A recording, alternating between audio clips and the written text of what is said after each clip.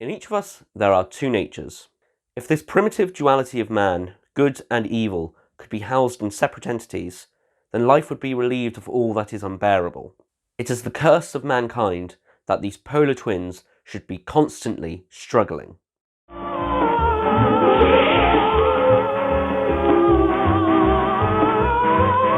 Welcome back to WTF Star Trek, the show where I tell you to forget everything you know. Where am I?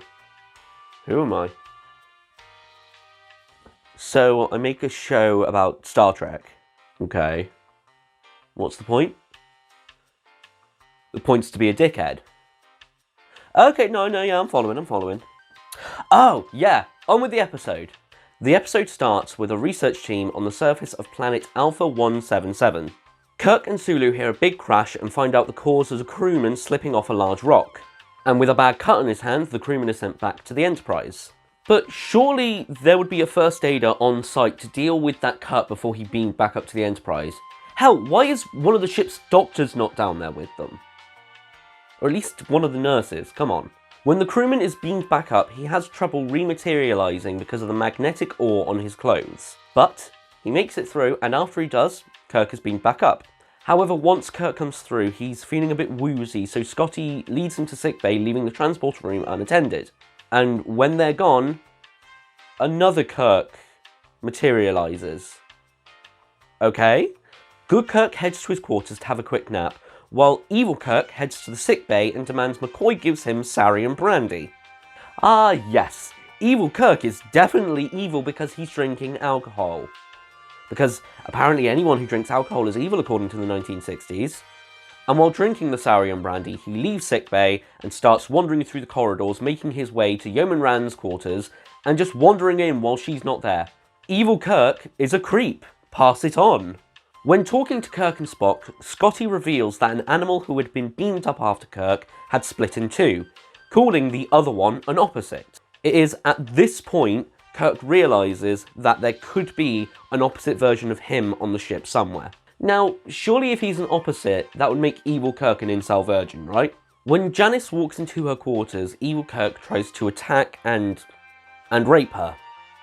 Yeah, he definitely is evil. He's at least got the misogynistic part of being an incel down. And this episode isn't fun. In order to free herself from evil Kirk, Janice scratches his face and calls out to a geological technician that was walking past her quarters. But as Fisher calls for assistance from Mr. Spock, evil Kirk jumps him and... Hold on. He didn't just kill him, did he? Did evil Kirk just kill someone? In an effort to find out what the fuck is going on, Kirk, Spock and McCoy question Janice about the attack. Right, considering evil Kirk just tried to sexually assault Janice, I don't think good Kirk should be questioning her. I mean, he looks identical to the perpetrator, you know, because they're the same person, and for all she knows, it was him that did it. While talking about the incident, Janice says, "I can understand. I don't want to get you into trouble." Wow. Are we sure equality's really come that far in 200 years? Oh, Fisher's alive. Good. That means evil Kirk isn't a murderer, he's just, you know, someone who needs to be put on a register.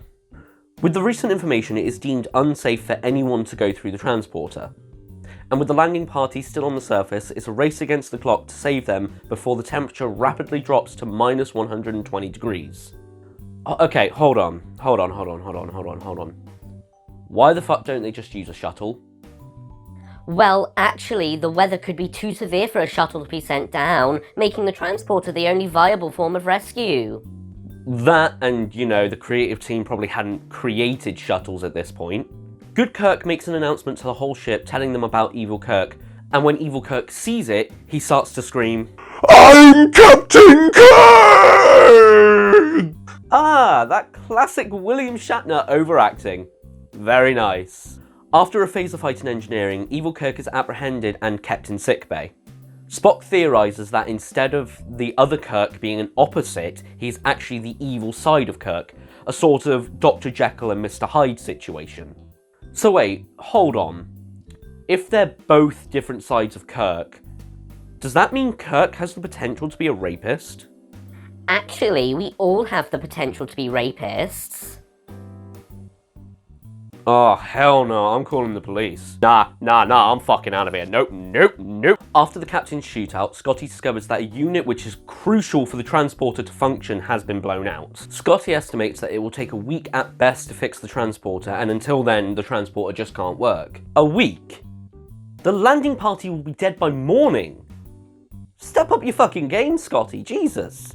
Because of being split from his worst half, Kirk is now becoming indecisive and losing his ability to captain the ship. Okay, surely in this situation, Kirk would be deemed unfit to command and Spock would take over until the situation is resolved, right? In an attempt to test the transporter, Scotty sends the split animal back through to rejoin them. But the shock to the animal's system causes it to die, giving us the first, "He's dead, Jim." Because of what happened to the animal, McCoy is hesitant to send Kirk through the transporter. But when Spock points out that it was more than likely just shock that killed the animal, and that because of the captain's intelligence he should be fine, McCoy denies him outright. So Bones would just let the men on the surface die. McCoy is a dick. Pass it on. I mean, I get where he's coming from, because he does say that it could have been a transporter malfunction, and if it was, they can't really send the landing party through that. But Spock makes it blatantly obvious that it was the shock that killed the animal. And who knows, maybe the shock won't kill Kirk. And even if it does, that doesn't mean the landing party will be split in two.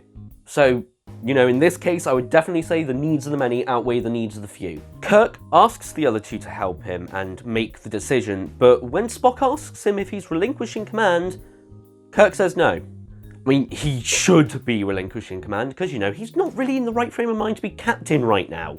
McCoy even has the power to force him to relinquish command, so why isn't he? Good Kirk makes the decision to go through the transporter, but as he goes to take Evil Kirk to the transporter, Evil Kirk pretends to be weak, and he falls into Good Kirk's arms and overpowers Good Kirk.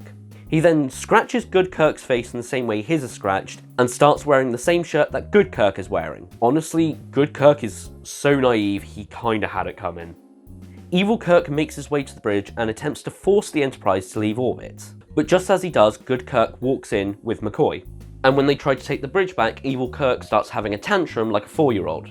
Honestly, that's kind of the reason I don't like kids. I don't want to have to deal with that sort of shit. They manage to subdue Evil Kirk, and both Kirks are taken to the transporter pad where they are both fused back together. And with the transporters working, the landing party is beamed back up, and the Enterprise begins to leave orbit. As the episode wraps up, Spock remarks to Yeoman Rand that the imposter had some interesting qualities. Interesting qualities? Spock, Evil Kirk tried to sexually assault her, which is more than likely quite traumatic for her. Spock is an insensitive piece of shit. Confirmed. And that'll do for today. Don't forget to leave a like and subscribe if you want to follow more content like this. Thank you so much for watching, and I'll see you next time. Live long and prosper.